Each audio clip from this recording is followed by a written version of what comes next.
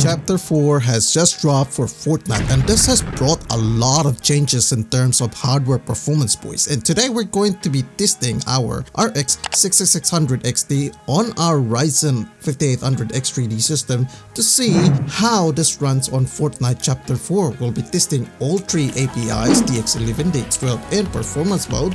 And for those who are new to the channel, we do these benchmark analysis videos to better guide you on which products to get for your gaming rig, especially when we do our PC build specs videos. Alright, let's start this off with our synthetic test. So this is a classic side-by-side comparisons for all three modes, and this is done on a controlled environment.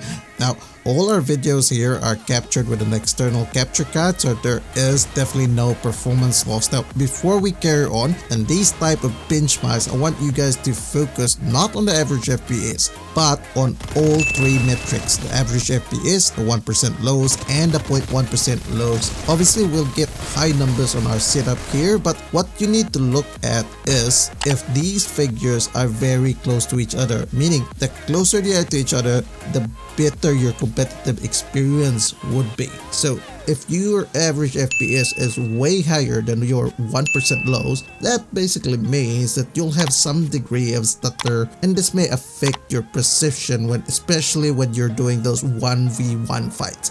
Okay, let's proceed with creative builds here. Now see how this one runs.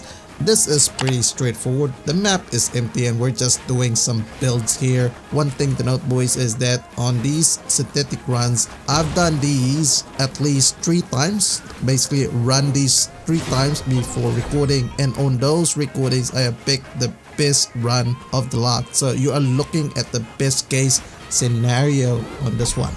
Okay, so much for synthetic test. Let's move on to real world testing. Now for this, boys, we wouldn't be putting out those metrics, those 1% lows, those average FPS in here. The reason is that these runs are not controlled. So basically, I don't want you guys to use those figures to compare to a totally different runs when we go through those other modes. Anyway, what I would like you guys to focus besides the FPS in here is the frame time pacing.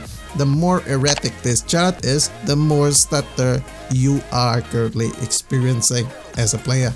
Now, let's start off with everyone's favorite mode, performance mode. Now, performance mode, like the previous chapters, cuts down detail for more headroom. And on this mode, our GPU utilization reflects that at around 50%, with about 80 watts of GPU power. VRAM is only at 2.5 gigabytes, which is really small, and this is not bad. Our frame rate is good too, sometimes reaching 500 on enclosed areas, but does drop down to about 300 on certain areas. Now, you do notice some small frame time spikes on this one every now and then, but this is pretty negligible. I mean, frame times ranges from 1.6 milliseconds and may go all the way up to 4.9 milliseconds, and our CPU is running really close to its max speeds here with a power at around 85 watts. RAM is at 11 gigabytes. Oh, one more thing to note here, our GPU is pretty cool. So the RX 6600 XT is quite cool, and that's because it's not been maxed out. Overall, this is a viable choice, boys. If you want to run performance mode, you can go ahead.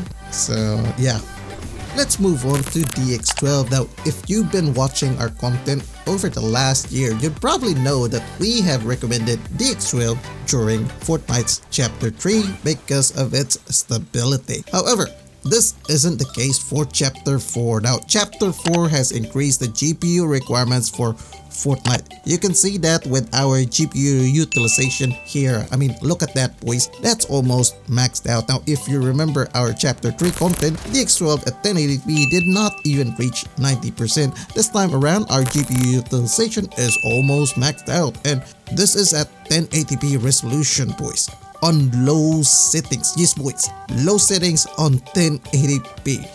The good thing is that our GPU still remains cool. However, GPU power does reach 130 watts this time around.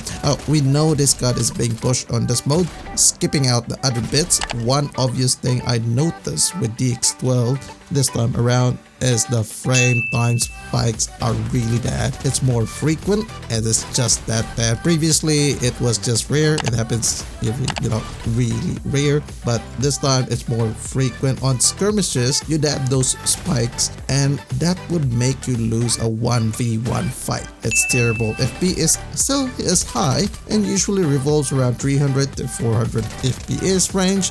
VRAM is now slightly increased to 5 gigabytes, while frame times, as I've said, do jump all over the place, which can even reach about 5.4 milliseconds, which that's a big range. Sometimes go down to 1.9 to 2 milliseconds and then 5.4 milliseconds on certain scenarios.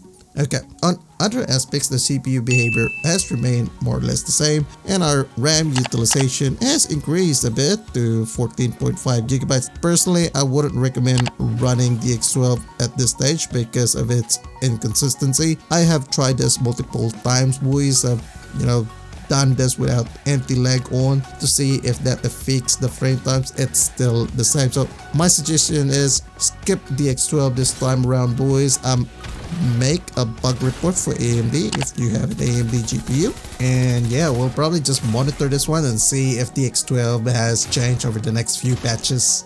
And finally we have DX11, and this is probably my preferred API at this stage. Now, GPU utilization is not maxed out and is usually below 90% unlike DX12. And our GPU power this time around is around 100 watts. That may go up to about 110, 115 watts, which is okay. FPS is around 300, but may drop to even 200 sometimes. However, frame times is much more stable here compared to DX12. Although we do still have those random frame time spikes, which is random, and those smaller spikes like performance mode, but this is less of an issue compared to what we had with DX12. CPU behavior is more or less the same, which can go up to 80 watts.